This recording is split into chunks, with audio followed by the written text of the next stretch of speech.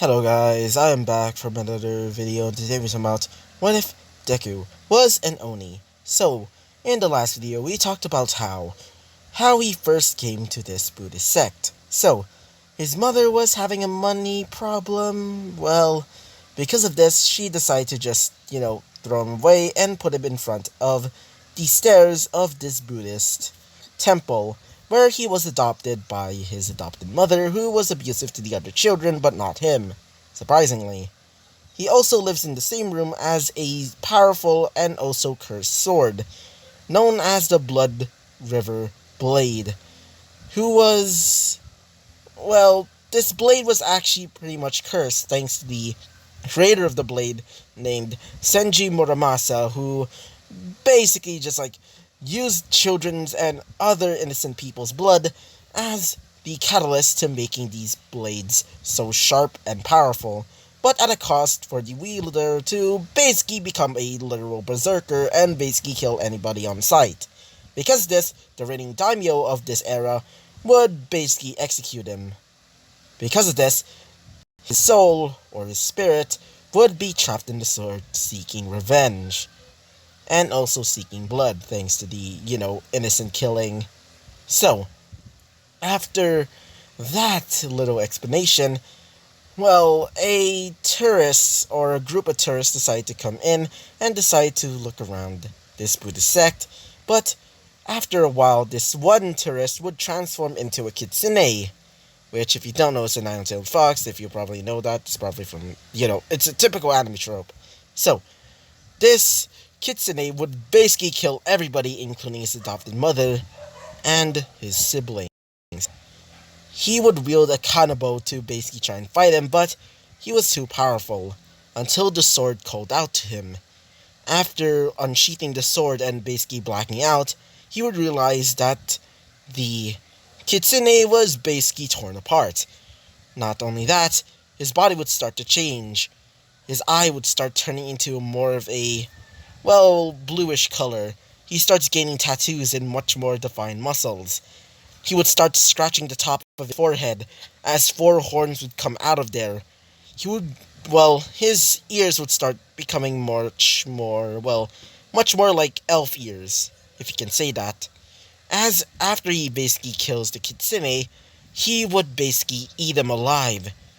And we ended off that episode with just one word. Blood. So yeah, that was basically what happened last episode. And so, let's talk about what happens next. So after that event, he's now currently 4 years old.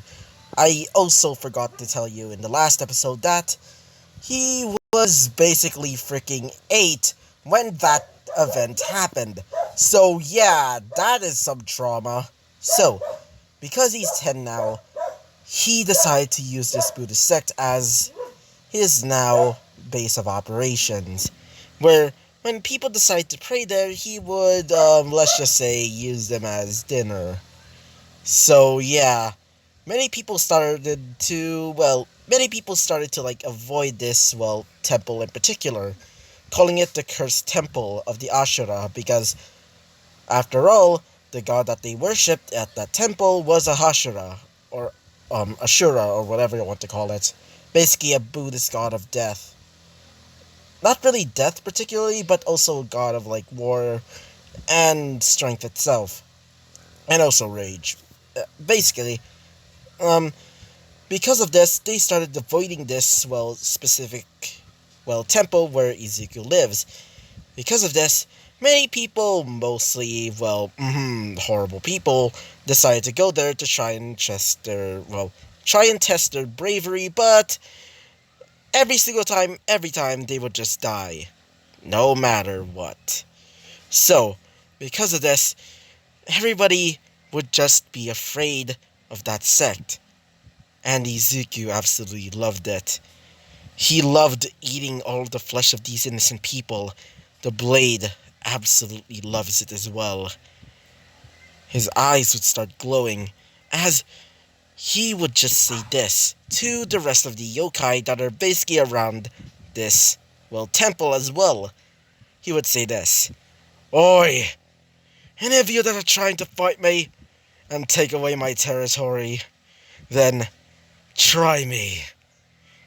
As none of these yokai didn't even want to fight because they were afraid. They were scared. And because of this, he was considered as a new if you don't know, there's this like thing where, well, basically there's like three yokai that are so powerful that they basically rule over this, well, or at least like rule over Japan itself, or at least supposedly in folklore. These are Shuten Doji, Yamata Onorochi, and Tamamo no Mai, which were a gigantic ass, well, basically a dragon, a thousand-headed dragon at that, being Orochi.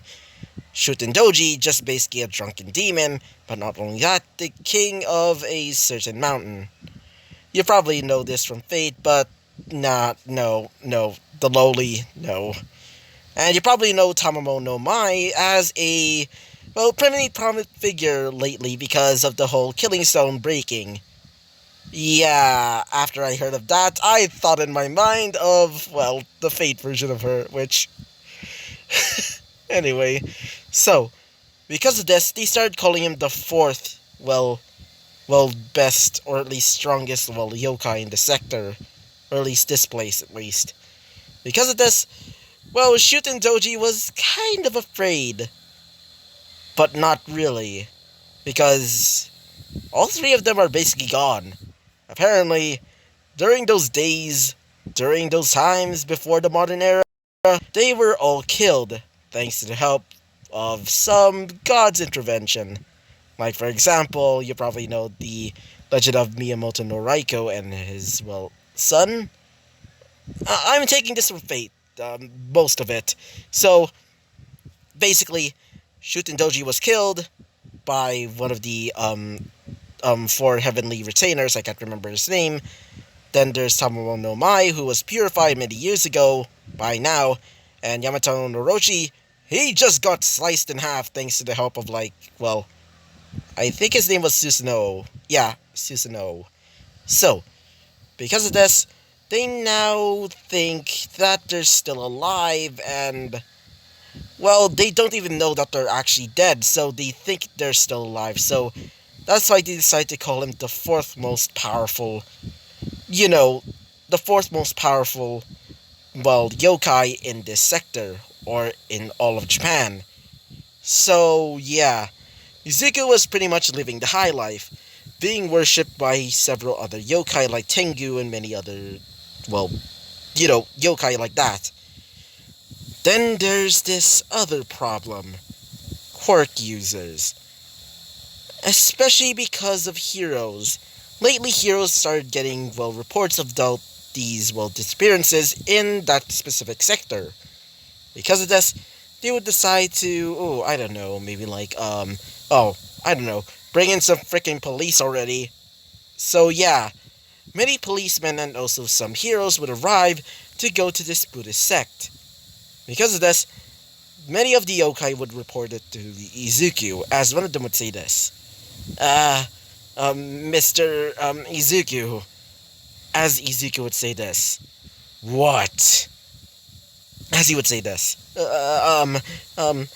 Apparently there's these humans that are planning to, as he would say this.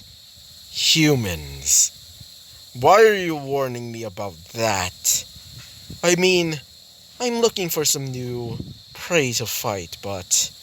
As he would say this, but they're heroes! Those quirk thingies or whatever they're called. As Izuku would say this. Quirk users, eh? As he would say this. Yeah, and they're called heroes or something like that. Maybe they're... As he would say this. Heroes. He would start remembering a bit about his past. Remembering that he used to love heroes, but not as, like, fanboyish as just like in canon, but still pretty much liked them. But when he did remember them, he would start getting vague flashbacks about heroes fighting villains. As he would say this. Well then, if these heroes are trying to take away my territory from me, as you would grab a bottle of blood that he saved up and start chugging it, as he would say this, then I'll try and let them have it after my dead body comes back to fucking life. Like, how they're even going to beat me anyway? As one of them would say this, please, master, please do not. As he would say this, shut up, you little... As he would crush one of them beneath his feet, killing them in an instant. As the rest of the yokai would just basically look like they're afraid. Especially some... wait for a second. Especially some, well, other yokais. As he would say this, what? As all of them would just stay stunned and quiet. As he would say this, that's what I thought. Now, any of you that decide to join me in my little fight against these so-called heroes, be my guest. Besides, you're just gonna be more prey to me. As they would just stop, and they don't want to join in, as Izuku would say this, cowards. As he would start getting out of that, well, temple, as he would see the policemen and also the heroes basically coming up the stairs, as he would decide to do this. If they're deciding to try and fight me, sorry about that, wait for a second. If they're deciding to try and fight me outright, I'll probably just hide for now. As he would grab his kanabo, as he would start moving out. Moving towards a little forest clearing filled with trees so he can hide in. As when those heroes arrived, they started going into this, well, temple. When they do, they see that they, well, hit the jackpot to say the least. Several dead bodies, some decomposing and some that are recently killed. All of these policemen were horrified in seeing that some of these people, or at least the chopped out remains of them, are basically bitten off, and also some basically, like, almost like they were taking some bites out of them, thought there was a cannibal nearby. As one of these heroes would say this, a cannibal? Huh, that's new for me. As one of them would say this, hey, stay on track. Besides, if this villain here is deciding to try and eat people, then we should try and take him down and bring him to justice immediately. As they would also hear the sound of birds flapping as they would look around, but they see nothing. Those were the yokai that are basically trying to flee because they can sense that Izuku is basically, well, getting ready to kill them. As this hero would say this, hey, you. As the policeman would say this, yes sir. As he would say this, try and scout out if there's any other villains here, or if you find the actual culprit, tell me, because we need to fight him immediately. And if we do, we might get a good payment. As he would say this, being his, like, little sidekick, or, well, other hero beside him, saying, yeah, we could. And maybe I could even pay my rent off. As he would say this, you and your rent. So, after looking around, well, that policeman that was basically just, like, scouting out the area, well, Izuku would decide to target him. As he would grab his kanabo, as he would loom over him, as he would say this, I'm hungry. As he would basically bash him over with his kanabo, basically crushing him into nothing but, well, a pulp. As he would start licking the blood off his kanabo, as he would say this, not bad, but a bit too bitter. Maybe those heroes might be even more tastier. As he would put his, well, kanabo on his shoulder, as he would say this, don't worry, my blade. I will let you have your fun later. But for now, I'll be having my fun first. So, these heroes were basically just looking around, finding some more evidence of this so-called cannibal, as they would see several bones and also some blood splattering. And when they got into one of the rooms, they would see the decomposing body of that same yokai, or more specifically, the kitsune that basically triggered the whole, transformation of Izuku becoming an Oni in the first place. Still pretty much dead and still decomposing. And I mean, not really decomposing, but like already a freaking skeleton, because at that point, he looks like the skeleton looks like a, fox and human hybrid, which they were not really confused because they think it's probably a quirk user. When they saw that, they thought this person might be quite strong.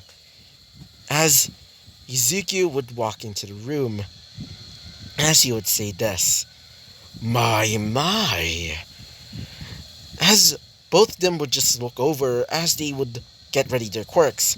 One of them had a type of creation quirk which allowed them to, wait for a second. That can literally allow him to basically just, create any type of gun in his body. Like, you know Gundramon, right? From, Digimon? Just imagine that, but as a quirk. That's basically what you get. And as for the other guy, he has a simple, strength enhancement quirk, which allows him to just, punch so hard that he's able to ignite his fists on fire. As when they looked over, they see Izuku, wielding the kanabo on his shoulder as he would unsheath his blade. After unsheathing his blade, he would say this, I'm so hungry. That police officer there was quite bitter, but you two probably might be pretty delicious. As one of his eyes would start glowing, including his tattoos. As the hero would say this, what the hell are you? As he would say this, oh, I just wanted to ask, are you afraid?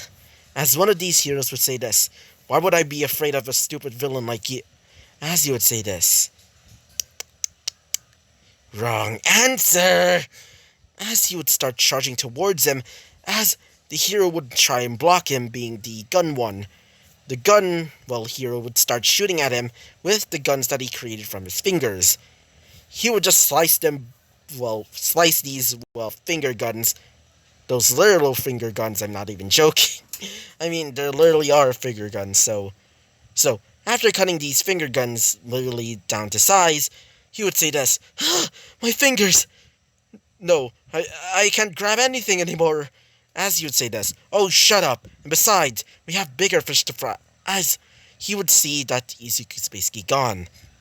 As he would say this, so, does he have an invisibility quirk, says the gun hero. As the, strength enhancing hero would say this, I don't know. It's probably something else. Because that looked like a typical fucking Oni. As he would say this, Oni? Wait, do you mean those, Japanese demons or ogres? I can't really remember. As he would say this, we should just focus on the fight, okay? As he would say this, you're too talkative, and not too much fighting prowess. I want to have a good fight, not a little chat, you little pieces of shit. As he would grab his kanabo, as he would destroy one of the faces of these heroes, being the strength-enhancing hero, which the gun hero would just be surprised, saying, what the... How did you... As he would say this.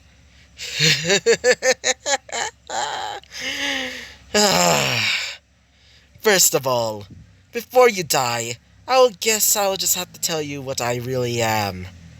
I'm a fucking Oni. A demon, an ogre, or whatever you want to call me. I don't really care. The only thing I care about is hunger. The only thing I care about now is feeding myself. The only thing I care about now is blood.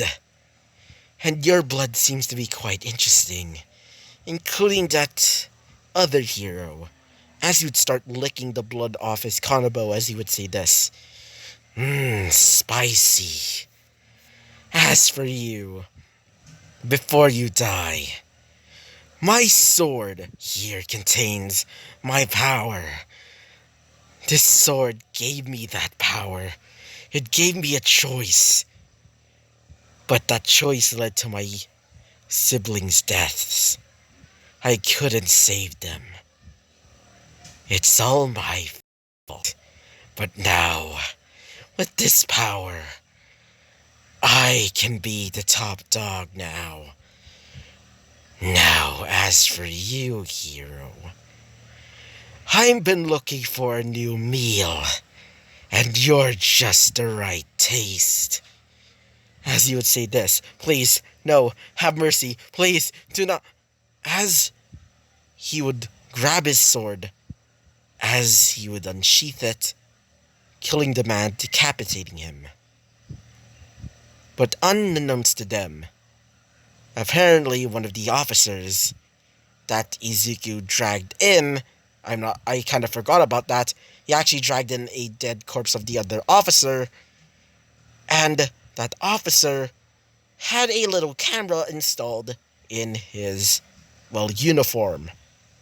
Apparently the reason why is because Nezu and also the detective that's on this case wanted to know what the heck was going on at that Buddhist sect/temple.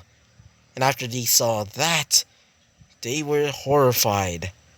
And also, concerned because they didn't know that actual yokai existed. Including for the, smart Nezu was pretty much, pretty much mind-blowing to him, because they thought yokai were just mystical beings that are just mythological and not real in any capacity, but are actually real, and they're literally seeing one for themselves, being an oni. After he eats that body, the body of that hero, he would say this. Damn, that was delicious. Absolutely fucking sweet. And as for that stupid officer there, as he would take off his uniform and starts eating him outright, the camera allowing them to see, Izuku basically eating the body of that officer, just going ham on it, as he would say this. Delicious. Now, because these heroes decided to take down and try and kill me, and they tried to find my weakness, and tried to find my... actually, I'm tired. I want to get some sleep. As he would look over at the officer's, clothes that he put on the floor, as he would look over and see the camera, saying, what the heck is this? He doesn't know that it's actually a camera, but he would just crush the camera outright, as he would say this. That thing is stupid. As the heroes, and also Nezu and the detective, would be scared as all hell, and they would think, yep, we need to bring in some top quality heroes to take down this motherfucker over there. So, yeah. So, Izuku would decide to do this. I need to get some sleep. Besides, all this hunting made me tired. Well, guess it's time for me to get some sleep. As he would start going back to his old room, the room that he supposedly used to have the sword, or should I say now, that he now wields, as he would decide to sleep on the dead corpse of the kitsune that tried to kill him. As he would say this. Good night. And those heroes that are planning to try and find and also kill me, I'm gonna kill them back and make them suffer a million times much more worse. So, yeah, this is gonna be the end of this episode. So, before you guys leave, I want all of you guys to pick a ship for this what if. And also, for one of you that decided to comment for, well, Ibarra, I mean, it's a good idea, but I want to have some more people, debating on what ship should, Izuku should be. But not Toga. I mean, it's super obvious, but no thanks. So, just pin, well, anything, just pick whatever you want. Just, anybody from, Ochako to Jiro or anything like that. Just pick any other ship than Toga, okay? So, yeah. So, I hope you liked the video, comment, and subscribe, and I hope to see you guys next time. Bye-bye!